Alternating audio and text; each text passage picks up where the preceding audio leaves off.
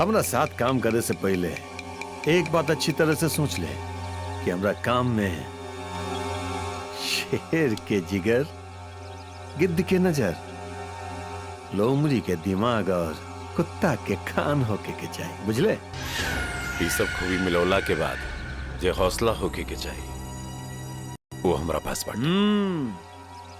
बहुत बढ़िया।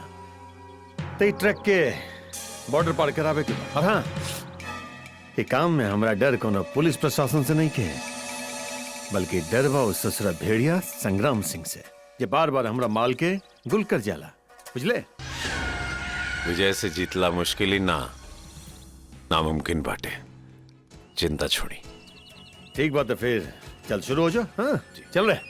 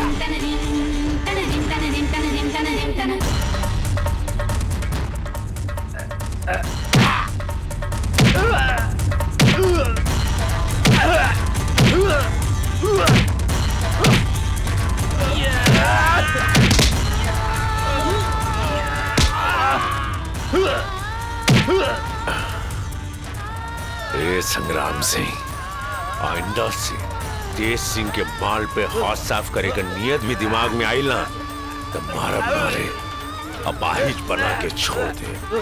अपन इलाका में कटोरा लेके बैठल रहे, दोनों तरस खा के भीको ना देता, याद रखिए।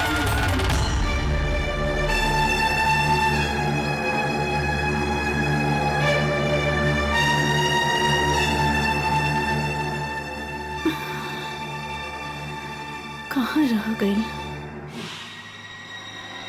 हे भगवान।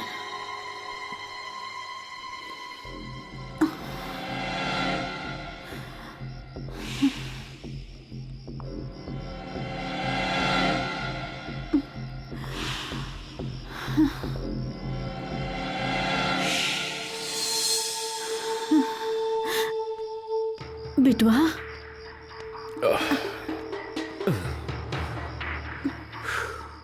अरे माई, का भइल बिटवा? सुतली ना तू? इतना देरी कहाँ हो गई? का बात है? अरे माई कुछो ना रे, थोड़ा कामे में जिम्मेदारी बढ़ गई बाटे, ई खातिर थोड़ा रात बिरात देरी हो जाता। बिटवा, इतना जिम्मेदारी मत ल कि तोरा के घर के भी याद ना आवे। अच्छा क्षमा कर दे माई, आगे से कोशिश करब की देरी ना हो। ठीक बा, चला चल के खाना खा ला। ठीक बात तुझे